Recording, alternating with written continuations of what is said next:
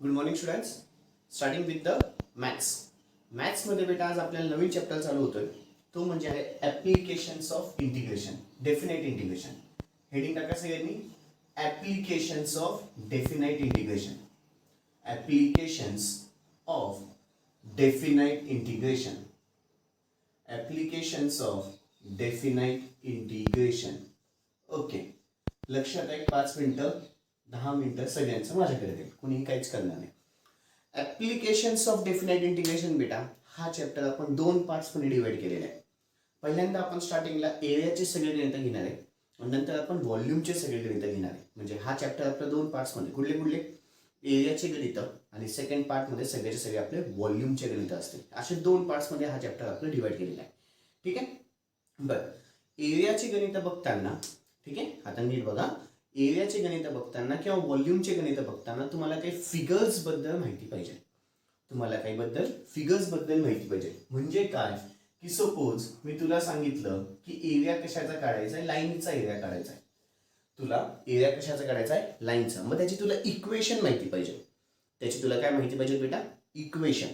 त्याच्यानंतर area of circle काढायचा आहे, त्या सर्कलची तुला इक्वेशन माहिती पाहिजे. एरिया ऑफ द इलिप्स काढायचा आहे, मग इलिप्सची तुला इक्वेशन माहिती पाहिजे. ठीक आहे. मग पहिल्यांदा मी एरिया बघण्याच्या आधी जो माझा बेसिक कन्सेप्ट आहे फिगर्स बद्दलचा तो आपण घेणार. मग तुमच्या सिलेबसला कुठले कुठले आहेत, लाईनीबद्दल आहे, त्याच्यानंतर तुमचा सर्कल बद्दल आहे, इलिप्स बद्दल आहे आणि अजून एक पॅराबोला बद्दल आहे. ठीक आहे. आता हा पॅराबोला आणि इलिप्स हे कदाचित तुम्हाला 2 नवीन कन्सेप्ट असते, ते मी तुम्हाला इथे समजून सांगेल बेटा. ठीक आहे. त्याची फिगर कशी येते आणि त्याची इक्वेशन काय असते. ठीक आहे. बरं, आता सगळ्यात पहिला जो आहे तो आपल्या लाईन बद्दल बघू. सगळ्यात पहिली फिगर आपल्याला कशाची बघायची बेटा, लाईन. लाईन सगळ्यांना माहिती आहे, ही काय झाली बेटा, लाईन. मधली जी असते ती काय झाली, लाईन. याची इक्वेशन किती असते बेटा माहिती आहे का, मला ही इक्वेशन महत्वाची. y is equal to mx plus C. y is equal to किती असतं बच्चालो, mx प्लस सी. ही काय झाली, लाईनची इक्वेशन. ही काय झाली बच्चालो, लाईनची इक्वेशन. सेकंड महत्वाचा मुद्दा माझा आहे बेटा सर्कलचा. सेकंड महत्वाचा मुद्दा म्हणजे कुठला बेटा, सर्कल. सर्कल हा गोल म्हणजे काय झाला बेटा तुमचा, सर्कल. ओके. हा इक्वल पार्ट्स मध्ये डिवाइड आहे असं लक्षात घ्या. फाईन. इथून ते इथपर्यंत जी असते ना बेटा याला काय म्हणतात, रेडियस. सगळ्यांना माहिती ही पण काय असेल बेटा, रेडियस. हे दोघं इक्वल असतील ना बेटा, हे दोघं इक्वल असतील. रेडियस सेम असते. हा इथला मधला पॉईंट फक्त थोडासा बाजूला असेल. ठीक आहे. ओके. याची इक्वेशन किती माहिती का, एक्सचा स्क्वेअर प्लस वायचा स्क्वेअर इज इक्वल टू आरचा स्क्वेअर. ही झाली इक्वेशन ऑफ सर्कल. ही कोणाची इक्वेशन झाली बेटा, सर्कल. म्हणजे लाईन म्हटलं तर अशी इक्वेशन येते, सर्कल म्हटलं तर अशी इक्वेशन येते. ठीक आहे. नेक्स्ट तिसरा माझा मुद्दा आहे तो म्हणजे आहे बेटा इलिप्स. तिसरा माझा अतिशय महत्वाचा मुद्दा आहे तो म्हणजे कुठला बेटा, इलिप्स. आता इलिप्स काय असतो, सर्कल सारखाच पण अंडा शेप मध्ये. आपला एक कसा असतो, एगच्या शेप मध्ये असतो. तो कुठल्या शेप मध्ये असतो बेटा, एगच्या शेप मध्ये असताना ही जी किंमत आहे याला आपण ए नाव देऊ आणि ही जी किंमत आहे त्याला आपण बी नाव देऊ. ठीक आहे. ही जी किंमत आहे त्याला आपण ए नाव देऊ, ही जी किंमत आहे त्याला आपण काय नाव देऊ, बी. मग याची इक्वेशन काय आहे बेटा माहिती का, एक्सचा स्क्वेअर अपॉन ए चा स्क्वेअर. आता इथे लक्षात ठेवताना ए बी च्या ऐवजी लक्षात ठेवण्याच्या ऐवजी एक्सचा स्क्वेअर अपॉन नाही का बेटा, आता सगळ्यांना माहिती ही काय असते बेटा, एक्स एक्सिस आणि ही काय असते, वाय एक्सिस. माहिती बेटा सगळ्यांना. मग एक्स एक्सिसच्या खाली एक्स एक्सिसची किंमत, एक्स स्क्वेअरच्या खाली काय आलं बेटा, ही एक्स वाली किंमत आहे, ही वाय वाली किंमत आहे. शिकलोय आपण खूप वेळेस. ठीक आहे. ही एक्स वाली किंमत आहे, ही वाय वाली किंमत आहे. मग एक्सच्या खाली एक्सचीच किंमत आली. तसंच प्लस वाय स्क्वेअर अपॉन खाली किती येईल बेटा, बी चा स्क्वेअर. वायच्या खाली बी ची किंमत. ठीक आहे. म्हणजे वायच्या खाली वाय वाली किंमत, एक्सच्या खाली एक्स वाली किंमत, वायच्या खाली वाय वाली किंमत. ठीक आहे. एक्सचा स्क्वेअर अपॉन ए चा स्क्वेअर प्लस वायचा स्क्वेअर अपॉन बी चा square is equal to 1. Is equal to किती असतं बेटा, 1. एक्सचा स्क्वेअर अपॉन ए चा स्क्वेअर प्लस वायचा स्क्वेअर अपॉन बी चा स्क्वेअर इज इक्वल टू किती असतं बेटा, 1. हे झालं माझं इलिप्स बद्दल बोलणं. आता माझा चौथा महत्वाचा मुद्दा म्हणजे तो आहे बेटा पॅराबोला. कुठला आहे बेटा, हा महत्वाचा मुद्दा म्हणजे आहे पॅराबोला. पॅराबोलाचे बेटा आपल्याला 4 फिगर्स पडतात. किती फिगर्स पडतात, 4. आता ही पहिली फिगर आहे पहा. पहिल्या फिगर मध्ये काय होतंय नीट लक्ष द्या. सपोज हा वाय ऍक्सिस झाला आणि हा एक्स ऍक्सिस झाला. ठीक आहे. इलिप्सचा अर्धा भाग म्हणजे पॅराबोला असतो बेटा. जेव्हा मी इलिप्सला अर्ध्या भागामध्ये डिवाइड करतो तो काय होतो, माझा पॅराबोला होतो. लक्षात आलं. इलिप्सचा अर्धा भाग म्हणजे काय असतो, पॅराबोला. फाईन. हा एक्स ऍक्सिस आहे, हा काय बेटा वाय ऍक्सिस आहे. हा जो पॅराबोला आहे, आता हे तर शेप काय आला पॅराबोला, हा पॅराबोला एक्स ऍक्सिसला पॅरलल आहे. असं मिनिंग काय झालं बेटा, की आपण तो एक्स ऍक्सिसच्या भोवती म्हणजे पॉझिटिव्ह एक्स ऍक्सिसच्या भोवती पण आहे, पॉझिटिव्ह एक्स ऍक्सिसच्या, हा पॉझिटिव्ह एक्स ऍक्सिस झाला, हा निगेटिव्ह एक्स ऍक्सिस झाला, हा पॉझिटिव्ह वाय ऍक्सिस, हा निगेटिव्ह वाय ऍक्सिस. हे माहिती आहे. ठीक आहे. हा पॉझिटिव्ह एक्स ऍक्सिस, हा निगेटिव्ह एक्स ऍक्सिस, हा पॉझिटिव्ह वाय ऍक्सिस, हा काय आला खाली निगेटिव्ह वाय ऍक्सिस. आता हा जो पॅराबोला आहे तो पॅराबोला काय होईल बेटा, पॉझिटिव्ह एक्स ऍक्सिसला पॅरलल आहे. कशाला पॅरलल आहे, पॉझिटिव्ह एक्स ऍक्सिसला पॅरलल. मग त्याची इक्वेशन किती येते, y चा square is equal to 4ax. y चा स्क्वेअर इज इक्वल टू किती आला बेटा, 4x. पॉझिटिव्ह 4x का, तर एक्स ऍक्सिसला पॅरलल आहे. पॉझिटिव्ह 4x का बेटा, तर एक्स ऍक्सिसला तो पॅरलल आहे. एक्स ऍक्सिसला पॅरलल आहे म्हणून एक्स ऍक्सिस तिकडे आलं आणि y चा स्क्वेअर इज इक्वल टू किती आला बेटा, 4x. लक्षात ठेवा कसं आलं इथे. इथे y चा स्क्वेअर का, तर हा y बाकी आहे तो y चा स्क्वेअर आहे, तर जो बाकी असतो तो y चा स्क्वेअर असतो आणि एक्स ऍक्सिसला पॅरलल म्हणून 4x आला. पुढच्या इक्वेशन्स घेतो, तुमच्या पुढचं पण लक्षात येईल ऑटोमॅटिक. ठीक आहे. आता इथे मी तुमची सेकंड इक्वेशन घेतो. हे पॅराबोला झालं. ठीक आहे. ओके. आता इथे माझी सेकंड फिगर. सेकंड फिगर जी आहे ना बेटा, नीट लक्ष द्या. सेकंड फिगर मध्ये काय होतं, सेकंड फिगर मध्ये ना बेटा हा पॅराबोला असा येतो. म्हणजे पहा, इकडे आता एक्स ऍक्सिस गेला, इकडे मायनस एक्स ऍक्सिस, इकडे वाय ऍक्सिस, इकडं मायनस वाय ऍक्सिस. मग याची इक्वेशन किती येते बेटा माहिती का, Y square is equal to minus 4x. Minus 4x का, तर हा एक्स एक्स जो आहे, हा पॅराबोला जो आहे तो निगेटिव्ह एक्स ऍक्सिसला पॅरलल आहे. कुणाला पॅरलल बेटा, हे पाय ह्या लाईनी अशा एक्झॅक्टली पॅरलल होतात बेटा बऱ्यापैकी. निगेटिव्ह एक्स ऍक्सिसला पॅरलल आहे म्हणून y चा square is equal to minus 4x येतं. याची इक्वेशन किती येते बेटा, y चा square is equal to minus 4x. याची इक्वेशन किती येते, y चा square is equal to minus 4x. Third जी माझी फिगर आहे त्या फिगर मध्ये काय घडतं ते बघा. थर्ड जी फिगर आहे त्या फिगर मध्ये काय घडतं ते बघा. आता पॅराबोला असा. ठीक आहे. आता हा जो पॅराबोला आहे तो पॅरलल कशाला आहे ते आधी बघा. हा जो पॅराबोला आहे तो पॅरलल कशाला बेटा, वाय ऍक्सिसला आहे. आता एक्स ऍक्सिसला आहे का, एक्स ऍक्सिसला आहे का, नाही. कशाला पॅरलल बेटा, वाय ऍक्सिसला. पण कुठल्या वाय ऍक्सिसला, पॉझिटिव्ह वाय ऍक्सिसला. मादी is equal two plus 4ay लिहितो. प्लस 4ay का, वाय ऍक्सिसला पॅरलल. मग इकडच्या साईडला काय येईल बेटा, एक्स चा स्क्वेअर. आधी इथे काय होतं, वाय चा स्क्वेअर होतं. इकडे ज्याला पॅरलल असतो तो इकडे जातो. मग इकडची टर्म स्क्वेअरच्या फॉर्म मध्ये असते. जी राहिलेली टर्म असते ती स्क्वेअरच्या फॉर्म मध्ये, जी राहिलेली टर्म असते ती स्क्वेअरच्या फॉर्म मध्ये. ठीक आहे. तसंच एक शेवटचा मुद्दा. आता इथे पहा, हा जो पॅराबोला आहे तो काय होईल बेटा, कुठल्या एक्स ऍक्सिसला, कुठल्या ऍक्सिसला पॅरलल बेटा, निगेटिव्ह वाय ऍक्सिसला. मग इथे इक्वेशन एक्स चा square is equal to minus 4ay आलं. किती आलं बेटा, मायनस 4ay. फाईन. एक्स चा स्क्वेअर इज इक्वल टू किती आलं बेटा, मायनस 4ay. समजे ना समजे. ह्या फिगर्स तुम्हाला अतिशय महत्वाच्या आहेत बेटा. आधी इकडचं हे 4 मध्ये जास्त कन्फ्युजन होतं, पण त्याला कन्फ्युजन टाळण्यासाठी मी तुम्हाला डोक्यात कन्सेप्ट घुसवलाय.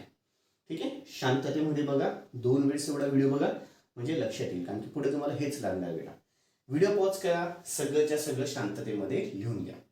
व्हिडिओ पॉज करा, सगळंच्या सगळं शांततेमध्ये लिहून घ्या. ओके. अपेक्षा ठेवतो झालं असेल. ओके. आता तुमचं सगळं फिगर्सचा कन्सेप्ट झाला असेल बेटा. ठीक आहे. त्याला कदाचित एक अख्खं पेज लागले असेल किंवा 2 पेजेस लागले असतील. आता ना बेटा इथे तुम्हाला एरियाचे कन्सेप्ट मी स्टार्ट करतोय. आता मी तुम्हाला 2 पेज 1 पेज का बोललो आता कळेल. ठीक आहे. इथून पुढे मी तुम्हाला एरियाचे काही फॉर्म्युले देणार आहेत बेटा. एकच फॉर्म्युला त्याचा. ठीक आहे. एरियाचे एकच फॉर्म्युला आहे, तो फॉर्म्युला लिहायचा आहे आणि त्याच्यानंतर तो अख्खा पेज पुन्हा रिकामा सोडायचा बेटा. तो अख्खा पेज का रिकामा सोडायचा, पुढे पुढे पुढे सम्समध्ये साधारणपणे एरियाचे जे गणित आहेत ना त्याच्यामध्ये 4थ्या किंवा 5व्या समपासून प्रत्येक सममध्ये एकूण एक सममध्ये काहीतरी टिपिकल आहे, काहीतरी टिपिकलपणा त्या सममध्ये. छोटे छोटे मुद्दे, ते छोटे छोटे मुद्दे जर लक्षात राहिले तर एरियाचे सगळे गणित व्यवस्थित जमतात. ते एरियाचे सगळेच्या सगळे गणित व्यवस्थित जमतात. मग ते छोटे छोटे मुद्दे आपण समच्या बाजूला तर लिहिणारच आहे, पण ते पुन्हा आपल्याला पुढच्या साईडला इथे हा जो पेज सोडतोय त्याच्यात पण लिहून घ्यायचे. म्हणजे याचा फायदा काय होईल, जेव्हा तुम्ही चॅप्टर स्टार्ट कराल, पुन्हा जेव्हा अभ्यासाला स्टार्ट कराल, तेव्हा पुन्हा हे सगळ्याचं सगळं वाचन होईल आणि मग पुन्हा त्या सम्सकडे वळाल तुम्ही. म्हणजे मग ते पटकन तुमच्या लक्षात येत जाईल. जे टिपिकल पॉईंट्स आहेत, ते छोटे छोटे जे अतिशय महत्त्वाचे मुद्दे आहेत, ते तुम्हाला सम्सच्या बाजूला पण लिहायचे आणि इथं पण लिहून घ्यायचे बेटा. कळालं काय बोललो काही नाही? ठीक आहे. प्रत्येक समच्या याच्याच मी तुम्हाला सांगून दिली. इथे हा टिपिकल पॉईंट आहे, तो पुन्हा फ्रंट पेजला पण जाऊ द्या, तो पुन्हा फ्रंट पेजला पण जाऊ द्या. ठीक आहे. ओके. आता ना बेटा आपले एरियाचे सम्स. एरियाचा सगळ्यात पहिले ना बेटा तुमच्याकडे फॉर्म्युला आहे. एरिया मग चाहे तो कुठलाही एरिया असू दे, एरिया कुठलाही असू दे, एरियाचा फॉर्म्युला काय बेटा माहिती आहे का? Integration of Y with respect to dx. Integration of किती येतो बेटा? Y with respect to dx. आता इथे वाय म्हणजे काय? आता आपण इक्वेशन्स बघितल्या ना बेटा, आपण त्या इक्वेशन्स मधून वाय इज इक्वल टू किंमत काढायची. त्या इक्वेशन्स मधून कुठली किंमत काढायची बेटा? वाय इज इक्वल टू, ती किंमत इथे टाकायची विथ रिस्पेक्ट टू डीएक्स. जेव्हा तू किंमत वाय इज इक्वल टूच्या फॉर्म मध्ये घेतो ना, इज इक्वल टूच्या पुढे सगळ्याच्या सगळं एक्सच्या फॉर्म मध्ये असतं. सम्स मध्ये आलं की अजून जास्त व्यवस्थित कळेल मी जे बोलतोय ते. Y is equal to Y ची किंमत टाकायची, मग वाय ची किंमत जी असते ती एक्सच्या फॉर्म मध्ये असते. वाय ची किंमत कुठल्या फॉर्म मध्ये असते? एक्सच्या फॉर्म मध्ये असते. ठीक आहे. मग जेव्हा तुम्ही वाय ची किंमत एक्सच्या फॉर्म मध्ये टाकतात तर with respect to dx integration घ्यायला सोपं जातं, काही अवघड नसतं. आणि इथे इंटिग्रेशन घेताना इथे तुम्हाला X is equal to A to B म्हणजे काय? इथे इंटिग्रेशनच्या किमती कुठल्या टाकायच्या बेटा? एक्सच्या किमती टाकायच्या इथे. पुन्हा हे लोअर इंटिग्रेशन आणि हे अप्पर इंटिग्रेशन. तसाच अजून एक एरियाचा फॉर्म्युला येतो, तो म्हणजे कुठला आहे? Area is equal to integration of X with respect to D Y. X with respect to काय बेटा? D Y. आणि इथे इंटिग्रेशन घेताना Y is equal to A to B असतं. वाय इज इक्वल टू किती असतं बेटा? A to B. पण आपल्याला याच्यावरती काहीच सम्स नाही आहेत, ह्या फॉर्म्युल्यावरती सम्स नाहीत, आपल्याला याच्यावरतीच सम्स आहेत. लिहिताना आता हे दोघं फॉर्म्युले लिहून घ्यायचे, पण याला जास्तीत जास्त स्टार करून टाका, म्हणजे आपल्याला हा फॉर्म्युला जास्त यूज होणार आहे. याच्यावरतीच सम्स आहेत, याच्यावरती सम्स नाही आहेत. चलो लिहून घ्या पटकन दोघं, मग अजून पुढे सांगतो. ओके, अपेक्षा ठेवतो झालं असेल. फाईन. हे झाले माझे एरियाचे फॉर्म्युले. एरियाचा एकच फॉर्म्युला आहे, एरिया इज इक्वल टू काय असतं बेटा? Integration of X is equal to A to B Y with respect to dx. या दोघीकडे एक्सच्या किमती असतात बेटा. या दोघीकडे कुठल्या किमती असतात? एक्सच्याच किमती असतात. X is equal to A to B Y with respect to D X. कळालंय? ओके. आता माझा मी फर्स्ट सम स्टार्ट करतोय बेटा. क्वेश्चन मी डिक्टेट करेल, लिहून घ्यायचा आहे. क्वेश्चन मी डिक्टेट करेल, लिहून घ्यायचा आहे बेटा. पहिला क्वेश्चन आहे, find the area bounded by the curve. Find the area bounded by the curve. Question आहे, find the area bounded by the curve y is equal to x, y is equal to x, comma x axis, and the ordinates,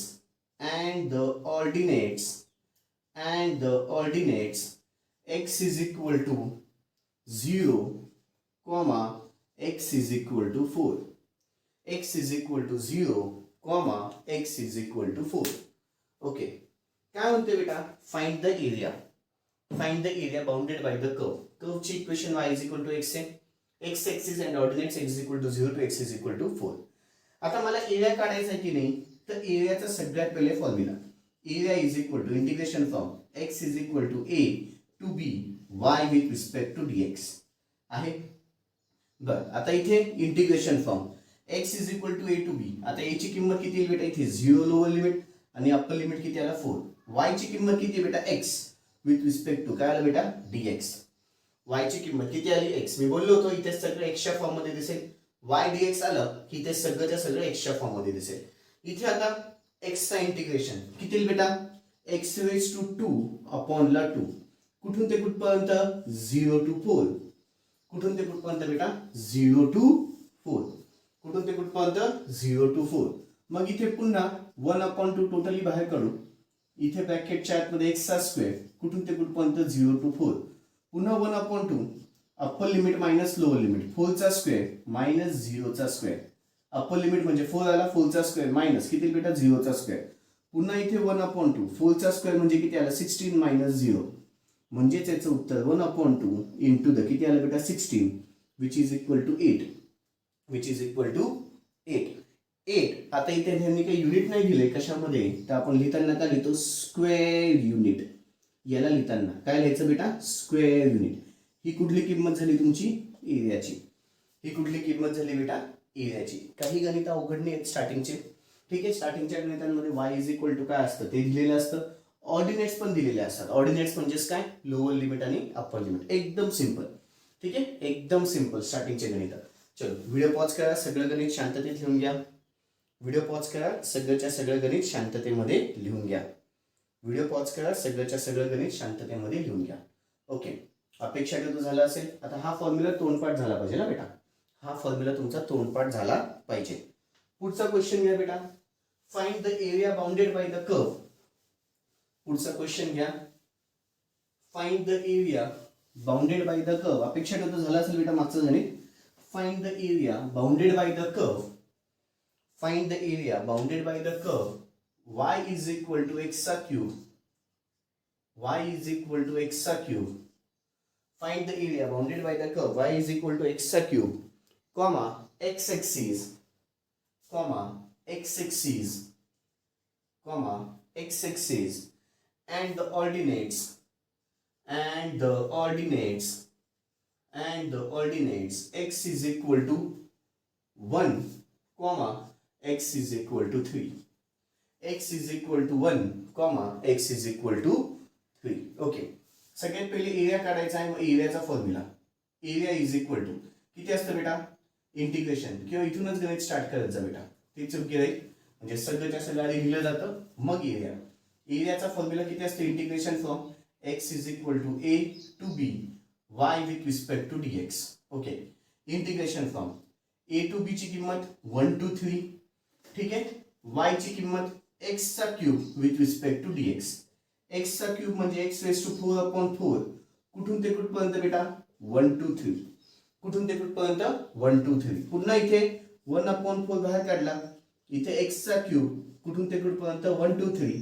पुन्हा 1 upon 4 upper limit. Okay, आता इथे काय होईल बेटा, 1 upon 4 बाहेर निघाला, ब्रॅकेटच्या आतमध्ये x रेज टू 4. ठीक आहे, लोअर लिमिट 1 अप्पर लिमिट 3. ठीक आहे, x raise to 4 lower limit 1 upper limit 3. पुन्हा इथे 1 अपॉन 4 तसाच, अप्पर लिमिट म्हणजे 3 raise to 4 minus 1 raise to 4. Okay, मग पुन्हा इथे 1 अपॉन 4 इंटू द कॅल्क्युलेशन्स करा. 3 रेज टू 4 किती आलं बेटा, 81. ब्रॅकेटच्या आतमध्ये 81 मायनस 1 रेज टू 4 म्हणजे 1च येणार. मग पुन्हा इथे 1 अपॉन 4 इंटू द 18. 4 1 जा 4, 4 2 जा 8 म्हणजेच किती आलं इथे, 20 स्क्वेअर युनिट. किती आलं बेटा हे, 20 स्क्वेअर युनिट. कोणाची किंमत आली, ही एरियाची. कोणाची किंमत आली बेटा, ही एरियाची. कळालं. चलो व्हिडिओ पॉज करा, गणित शांततेमध्ये लिहून घ्या. व्हिडिओ पॉज करा आणि गणित शांततेमध्ये लिहून घ्या. व्हिडिओ पॉज करा आणि गणित शांततेमध्ये लिहून घ्या. व्हिडिओ पॉज करा आणि गणित शांततेमध्ये लिहून घ्या. ओके, अपेक्षा ठेवतो झालं असेल. पुढचं सम बेटा डिक्टेट करतोय, लिहून घ्या. Find the area under the curve. Find the area under the curve. Find the area under the curve. Find the area under the curve. y is equal to, y is equal to, y is equal to 3 upon खाली 2x minus 1. 3 upon खाली 2x minus 1. And the line x is equal to 1 and x is equal to 3. x is equal to 1 and x is equal to 3. चलो आता पुन्हा एरियाचा formula, area is equal to integration from कुठून ते कुठपर्यंत, x is equal to a to b y with respect to dx. x is equal to काय, a to b y with respect to dx. पुन्हा इथे integration from x is equal to a ची किंमत 1 आहे, 1 to 3. y ची किंमत 3 upon खाली 2x minus 1 with respect to dx. Right बेटा, इथे पहिले 3 बाहेर निघाला, कॉन्स्टंट बाहेर काढून घेतला. Integration from 1 to 3 1 upon 2x minus 1 with respect to dx. Okay, इथे कुठला फॉर्म्युला बेटा आता ओळखता आलं पाहिजे. Integration of 1 upon f of x. आठवतंय का, 1 अपॉन f ऑफ x किती असतं बच्चे लोक, log of F of X upon खाली एफ डॅश ऑफ एक्स. आठवलं? 1 upon F of X integration log of F of X upon F dash of X. मग 3 तसाच ब्रॅकेटच्या आतमध्ये log of F of X ची किंमत 2x मायनस 1 अपॉन खाली F dash of X D by D X of ब्रॅकेटच्या आतमध्ये 2x minus 1. कुठून ते कुठपर्यंत बेटा? 1 to 3. कुठून ते कुठपर्यंत? 1 to 3 which is equal to पुन्हा 3 तसाच लॉग ऑफ ब्रॅकेटच्या आतमध्ये 2x मायनस 1 ठीक आहे अपॉन याचा डेरिव्हेटिव्ह 2x चा डेरिव्हेटिव्ह किती आला? 2. ठीक आहे. x चा डेरिव्हेटिव्ह 1. 2x चा डेरिव्हेटिव्ह 2 आला म्हणजे 2 बाहेर काढला किंवा x चा डेरिव्हेटिव्ह 1 आला. कॉन्स्टंटचा डेरिव्हेटिव्ह किती आला बेटा? 0. लिहायची गरज नाही. इथे काय होईल बेटा? तो 2 पण कुठे काढून घ्या? बाहेर. मग आता एरिया इज इक्वल टू मी इथे 2 बाहेर काढला म्हणजेच तो 3/2 झाला. 3/2 बाहेर निघालं.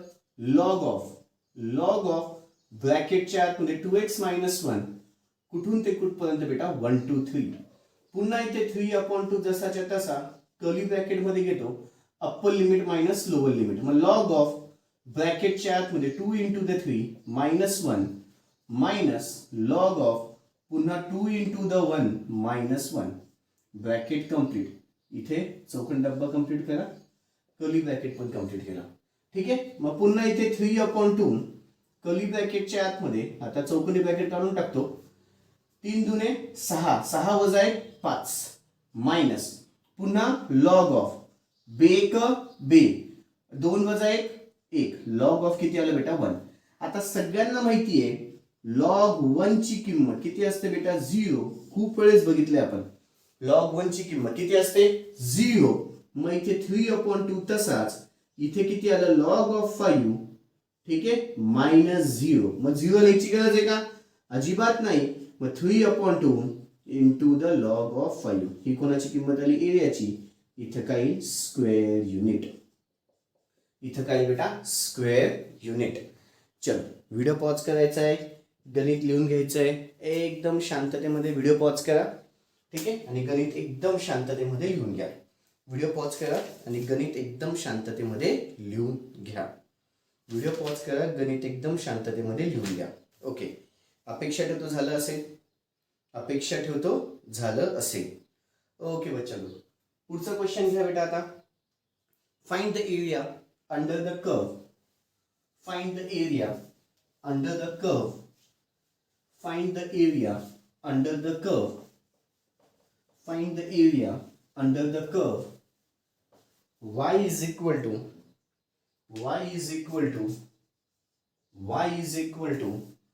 sin of 2x plus cos of 2x. y is equal to sin of 2x plus cos of 2x comma x-axis and the ordinates x is equal to 0 and the ordinates x is equal to 0 and the ordinates x is equal to 0 to x is equal to pi by 4. x is equal to 0 to x is equal to किती बच्चा लोग? pi by 4. Okay. पुन्हा आता इथे माझा एरियाचा formula area is equal to integration from x is equal to a to b y with respect to dx. Okay. Integration from a to b म्हणजे 0 to pi by 4. y ची किंमत किती आली बेटा? sin of 2x plus cos of 2x. sin of 2x plus किती आहे बेटा? cos of 2x with respect to dx. आता इथे कुठला फॉर्म्युला बेटा? sin of f of x आणि इथे cos of f of x. sin of f of x इंटिग्रेशनचं किती येतं बेटा? Minus cos of f of x upon f dash of x upon किती आलं बेटा? f dash of x. त्याच्यानंतर cos of f of x ची किंमत इथे प्लस प्लस तसाच cos of f of x sin of f of x upon खाली f dash of x म्हणजेच d by dx ऑफ पुन्हा कशाचा आला? 2x चा.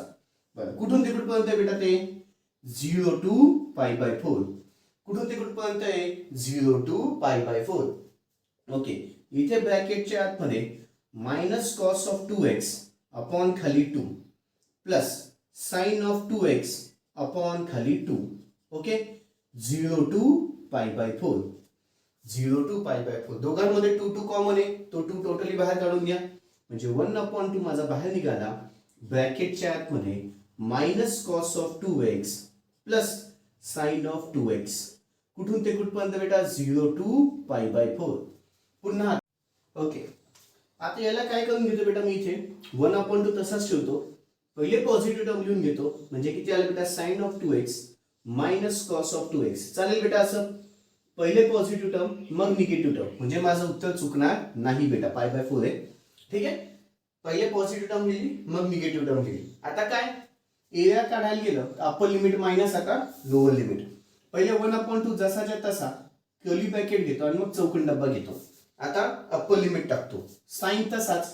ठीक आहे, ब्रॅकेटच्या आतमध्ये 2 इंटू द, ब्रॅकेटच्या आतमध्ये 2 into the, 2 into the. x ची किंमत किती बेटा π/4, x ची किंमत किती आहे π/4 मायनस कॉस ऑफ पुन्हा 2 इंटू द किती आलं बेटा π/4. ब्रॅकेट कंप्लीट, चौकोन डब्बा कंप्लीट, मायनस.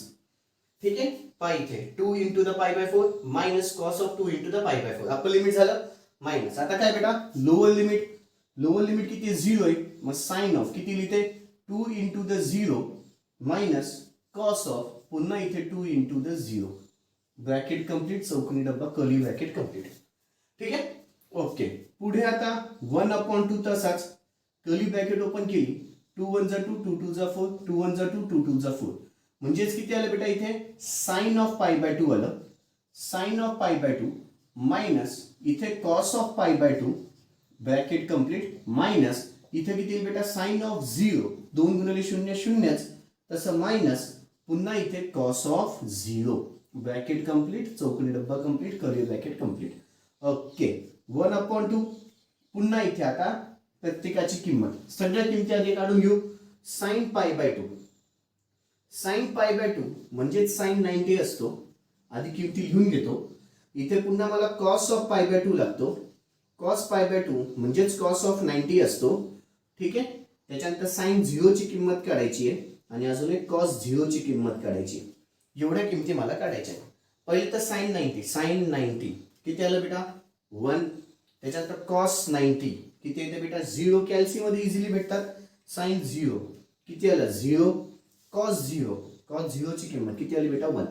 किमती भेटल्या सगळ्या, टाकून द्या. पुन्हा इथे चौकोन डब्बा, साइन ऑफ π/2 म्हणजे किती आलं 1 मायनस कॉस ऑफ π/2 म्हणजे 0, ब्रॅकेट कंप्लीट, मायनस पुन्हा साइन 0, साइन 0 ची किंमत 0 मायनस कॉस 0 ची किंमत 1. चौकोन डब्बा कंप्लीट, कर्ली ब्रॅकेट कंप्लीट. पुन्हा इथे 1/2 कर्ली ब्रॅकेट, आता ब्रॅकेट ओपन करून टाका. 1 minus 0, 1 minus 0 minus 0 minus minus plus 1, minus minus plus 1. या 0ला लिहायची गरज आहे का बेटा नाही. 1 मायनस 0 मायनस 0 प्लस 1 म्हणजे किती आलं 1/2 इंटू द किती बेटा 2.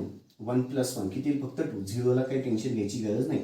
2 2 पुन्हा काय झाले कॅन्सल, म्हणजेच आन्सर किती आलं 1 स्क्वेअर युनिट. म्हणजेच आन्सर किती आलं बेटा 1 स्क्वेअर युनिट. हे कुठलं किंमत झाली एरियाची, हे कुठली किंमत झाली बेटा एरियाची. आता ना बेटा आजच्या टाईपमध्ये इथे तुमचा मी व्हिडिओ स्टॉप करतोय आता.